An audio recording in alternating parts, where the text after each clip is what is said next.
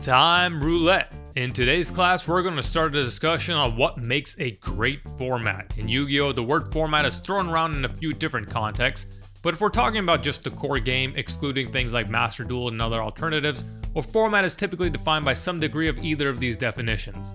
A, the time period between two forbidden and limited lists, so for example the January 2024 format, and B, the time period that a specific deck or decks are the top tier, so for example, Zodiac format.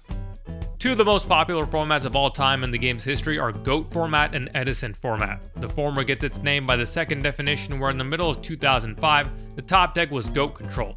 The latter gets its name by an even narrower scope of the first definition where the card pool and gameplay is based on a snapshot of the game in late April of 2010 when Shonen Jump Championship Edison took place.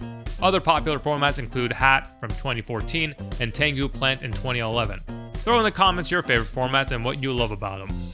I bring these historic formats up because studying why they're so popular can help us understand what makes a great format. Criteria people tend to have include the pace of the game, how much skill or luck is involved, and what does the ban list look like. And within each of these, people have different preferences. For example, some prefer faster play, some prefer slower play, and just about everyone has a different opinion on what the ban list should look like. But the criterion I want to discuss in today's video is the balance of the game, and the metric people typically point to as evidence of balance is how many competitively viable decks exist. If we look at formats such as Edison or Tengu Plant, these formats sported 20 plus viable decks. This isn't to say that there aren't defined tiers, but that tier 1 is shared among multiple options, and that lower tiers can still reliably compete. But is it as simple as having a lot of options available? Time to break out everybody's favorite exercise, pros and cons. Let's start with the pros. Why do people enjoy several options to play? Well, for one, it adds flavor to the game. Duelists can pick the deck that best suits their personality and playstyle. 2, it keeps the cost of the game down. The more cards that are competitively viable, the less likely that any one deck is super expensive. Whereas if everyone wants to play the same thing, the supply of that deck can't meet the demand and so prices increase. And 3, it adds skill to the game. Duelists must familiarize themselves with how all the other decks work so that they can make the right plays, and they need to judiciously decide how to build their deck and side deck in order to address the various matchups. As for cons, why do people want to limit the number of options available? Well, for one, it overcomplicates the game. While I may have a PhD in card game theory, I only played the game at a 4th grade level.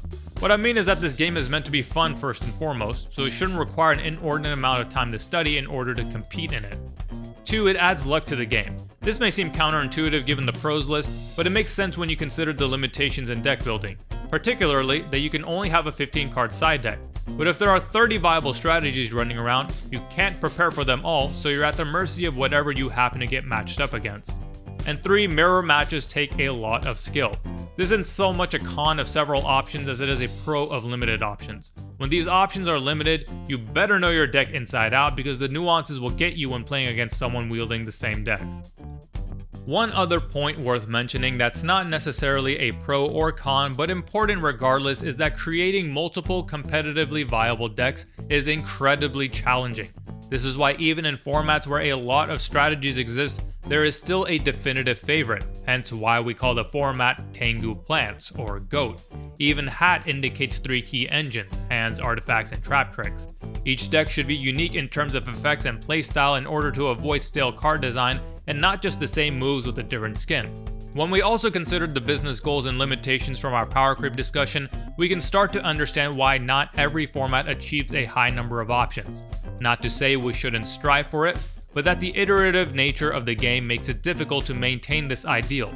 So the question becomes, is an elusive ideal worth chasing if it comes at the expense of more focused card design efforts? In summary, having several deck options available has pros and cons to it. On the pro, it adds flavor to the game, keeps the cost of the cards down, and adds skill. On the con, it overcomplicates the game, can actually add luck to the game, and more typically denies the complexities of mirror matches. For homework, share your thoughts. Do you prefer minimal choices, infinite choices, or is there a sweet spot? And don't forget to comment your favorite format as well. Class dismissed.